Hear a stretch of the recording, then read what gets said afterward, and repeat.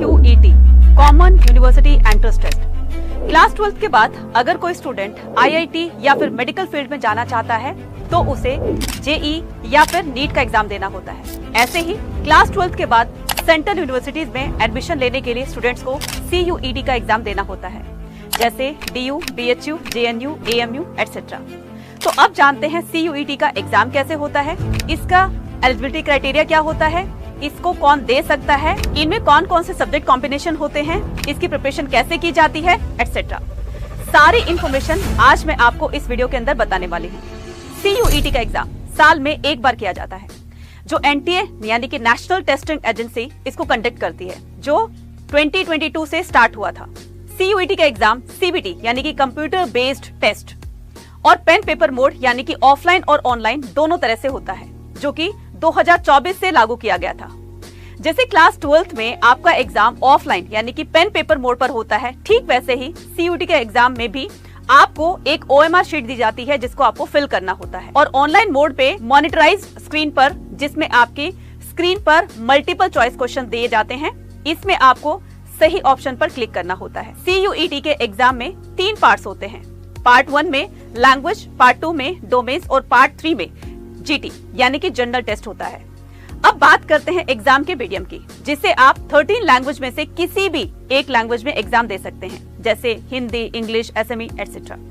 अब बात करते हैं पार्ट 1 लैंग्वेज की, जिसमें 33 लैंग्वेज में से कोई भी एक लैंग्वेज आप चुन सकते हैं, जैसे हिंदी, इंग्लिश, फ्रेंच, जापानीज या कोई भी लैंग्वेज। पार्ट 2 में डोमेन्स यानी कि आपके मेन सब्जेक्ट की जो 27 सब्जेक्ट होते हैं, जिसमें हम साइंस की बात करें तो फिजिक्स, केमिस्ट्री, बायो, मैथमेटिक्स, ऐसे ही कॉमर्स के अंदर अकाउंटेंसी, इकोनॉमिक्स, बिजनेस स्टडीज और ह्यूमैनिटीज में हिस्ट्री, पॉलिटिकल साइंस, ज्योग्राफी आप ले सकते हैं।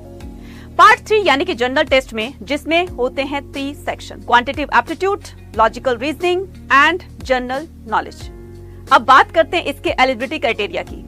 अगर आप क्लास 12 में हैं या क्लास 12 पास आउट कर चुके हैं तो आप ये एग्जाम दे सकते हैं, लेकिन हर यूनिवर्सिटी का अपना एक अलग अलग एलिजिबिलिटी क्राइटेरिया होता है, जिससे कि आप अलग अलग एलिजिबिलिटी क्राइटेरिया और एडमिशन प्रोसेस होता है।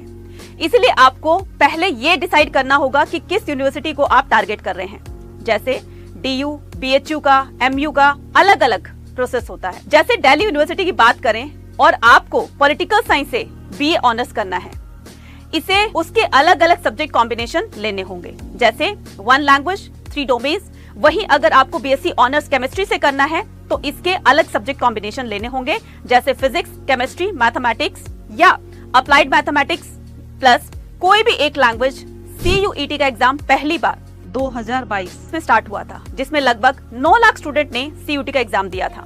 वहीं अगर हम बात करें 2023 की तो 16 लाख स्टूडेंट ने इसका एग्जाम दिया था, और अगर बात करें हम 24 की, 2024 में लगभग 14 लाख स्टूडेंट ने इसका एग्जाम दिया था। 2023 में NTA की तरफ से बोला गया था कि आप मैक्सिमम 10 सब्जेक्ट को फिल कर सकते हैं, लेकिन 2024 में मैक्सिमम आप 6 सब्जेक्ट ही सेलेक्ट कर सकते हैं। अब बात करते हैं अच्छे सब्जेक्ट कॉम्बिनेशन के, जिसमें आप अपने इंडिया की टॉप यूनिवर्सिटी में एडमिशन पा सकते हैं। Number 1 language. एक आपको लैंग्वेज लेनी होगी, 3 डोमेन्स लेने होंगे, जो कि आपके क्लास 12 में, और 3rd आपको GT लेना होगा। इस कॉम्बिनेशन से आप मैक्सिमम कॉलेजेस के लिए एलिजिबल हो जाएंगे। अब बात करते हैं सिलेबस की, तो इसके लिए आप CUET की ऑफिशियल वेबसाइट exam.nta.ac.in पर जाकर चेक कर सकते हैं। वहां बताया गया है कि आपको केवल NCERT की बुक्स ही फॉलो करनी है, चाहे आप किसी भी बोर्ड से क्लास 12 के एग्जाम दे रहे हो। CUET का एग्जाम MCQ बेस्ड होता है और पूरा सिलेबस NCERT से ही आता है, इसलिए आपको हर टॉपिक को, हर कंसेप्ट को टिप्स और ट्रिक्स के साथ सॉल्व करना होगा।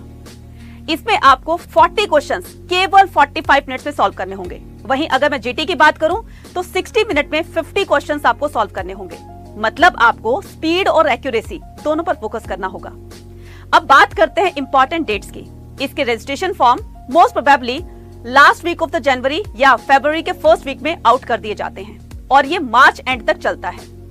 CUET का एग्जाम मई जून में हो जाता है, तो आपके पास बोर्ड एग्जाम के बाद ज्यादा टाइम नहीं रहता है इसकी प्रिपरेशन करने के लिए, क्योंकि class 12 board exam mid Feb और अप्रैल तक चलते रहते हैं।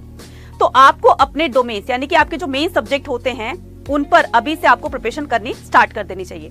क्योंकि डोमेन का सिलेबस आपके सीबीएसई बोर्ड और सीयूईटी में सेम ही होता है। इंग्लिश लैंग्वेज और जीटी के लिए अभी से थोड़ी थोड़ी प्रिपरेशन करना स्टार्ट कर दीजिए, क्योंकि बोर्ड परीक्षा के बाद आपके पास इतना टाइम नहीं रहता।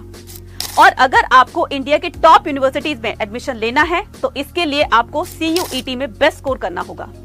अब बात करते हैं कितनी यूनिवर्सिटीज इसमें पार्टिसिपेट कर रही हैं। सो इसमें सेंट्रल यूनिवर्सिटीज के अलावा स्टेट यूनिवर्सिटीज, डीन यूनिवर्सिटीज और बहुत सारी प्राइवेट यूनिवर्सिटीज भी पार्टिसिपेट करती हैं, जो सीयूईटी के स्कोर पर आपका एडमिशन करती हैं। तो इस बार आपके पास बेस्ट कॉलेज में सीट पाने का बहुत ही अच्छा मौका है।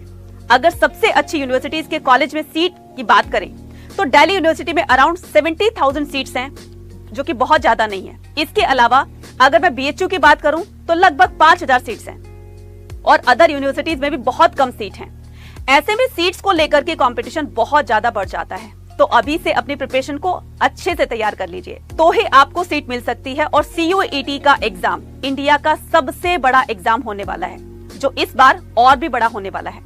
तो स्टूडेंट, मेरी तो आपको यही सजेशन है कि आप अपने बोर्ड एग्जाम के साथ साथ सीयूईटी की तैयारी भी अभी से स्टार्ट कर दीजिए।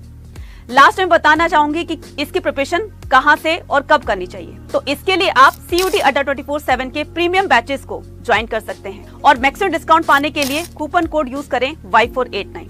वो कहते हैं ना कि सोचने से कहां मिलते हैं तमन्नाओं के शहर, चलने के लिए जिद भी जरूरी है मंजिल को पाने के लिए। Thank you very much.